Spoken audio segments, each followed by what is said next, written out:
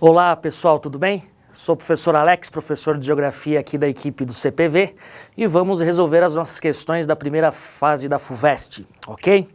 Bem, primeira questão, uma questão de Geografia do Brasil, foram apresentadas duas charges, uma de 1982 do Enfio, uma de 2011 do Dáucio, e o aluno deveria interpretar essas charges, né? A alternativa correta nesse caso seria a letra D, porque são charges que se referem ao desmatamento, né, extensível e indiscriminado das florestas brasileiras, ok? A questão de número 2, são apresentados dois mapas da cidade de São Paulo, um referente a 1970, o outro referente a 2000, e com a interpretação, né, do mapa e com seus conhecimentos, tá, podíamos afirmar que a dinâmica, né, vamos dizer assim, a distribuição dos hotéis pela cidade de São Paulo acompanharam o desenvolvimento da cidade de novas áreas de centralidade, ok? Basta lembrar que essas áreas indicadas no mapa aí estão no centro de São Paulo, beleza?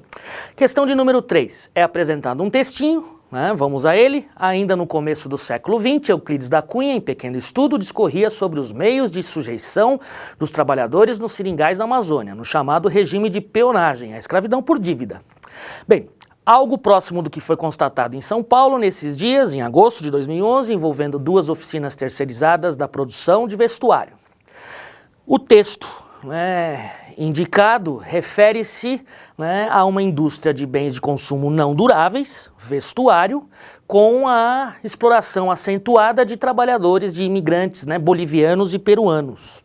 Ok? Alternativa correta, então, letra D.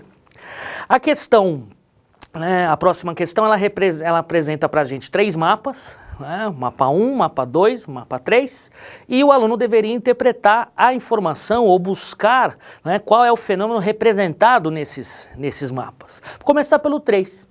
No 3 você tem aí as áreas e com a análise da legenda, né, nós vemos ali sempre indicadores variando de mais de 0,8, né, ou 0,70, tá? Ou seja, IDH, né, IDH, Índice de Desenvolvimento Humano.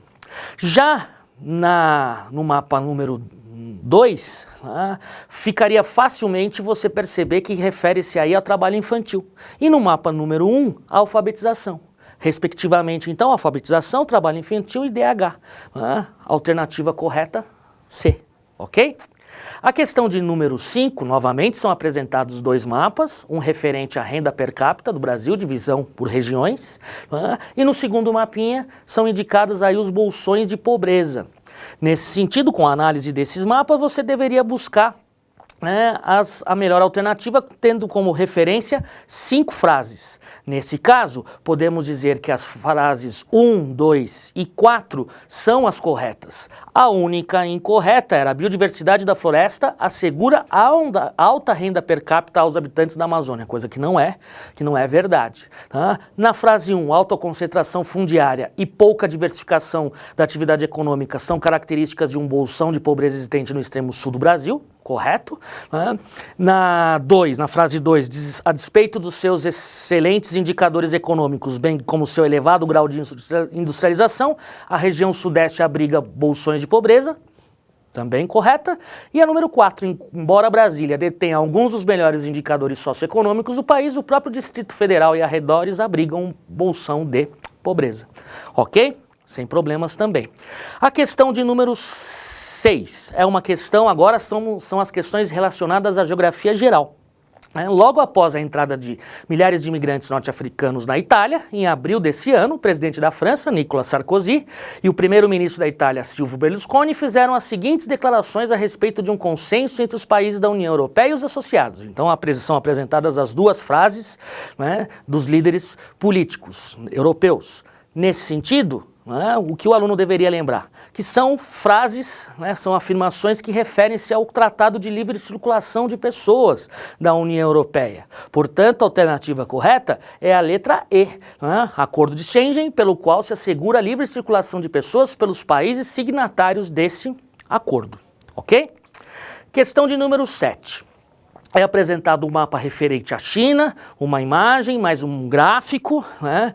E nesse gráfico, com essas informações, o aluno deveria interpretar, né, as frases que foram apresentadas numa tabelinha, né? Bem, pelas informações você percebe que a região do deserto de Gobi, uma região de alta pressão atmosférica, né, é responsável, né, por um processo de desertificação em algumas regiões, ou melhor, os ventos provenientes de uma área de alta pressão atingem outras regiões do país. Nesse caso, a cidade de Pequim.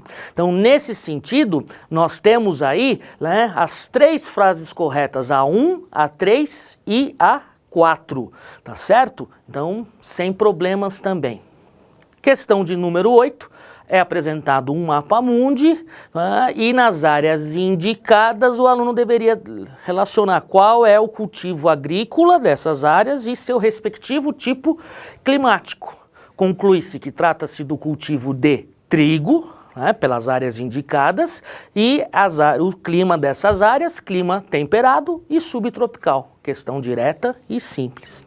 A questão de número 9 é uma questão referente à Índia, ao crescimento, ao desenvolvimento econômico da Índia, como é apresentado no texto da questão. E a pergunta era justamente quais seriam os fatores que contribuíram para esse desenvolvimento econômico da Índia nos últimos anos. A Índia, sendo um país emergente, se destaca com uma grande quantidade de mão de obra qualificada e também mão de obra não qualificada. Então, nesse sentido, a alternativa B é a correta, ok? Bem, a nossa questão de número 10, uma questão relacionada à geografia física, e é uma questão referente aos escudos cristalinos ou maciços antigos. Por quê? O início do texto. Do ponto de vista tectônico, núcleos rochosos mais antigos, em áreas continentais mais interiorizadas, tendem a ser mais estáveis, ou seja, menos sujeitos a abalos sísmicos e deformações. Em termos geomorfológicos, a maior estabilidade tectônica dessas áreas faz com que elas apresentem uma forte tendência à ocorrência ao longo do tempo geológico de um processo de, direto à resposta, não temos problemas, de aplanamento das formas de relevo decorrente do intemperismo e da erosão, ok? Então, essas foram as nossas questões de geografia, uma prova relativamente simples, né, com um grau fácil a médio de dificuldade, né, a utilização de muitos gráficos, né, de muitos mapas. Então, acredito que o aluno bem preparado não teve problemas em nenhuma dessas questões, ok? Um grande abraço a todos e sucesso!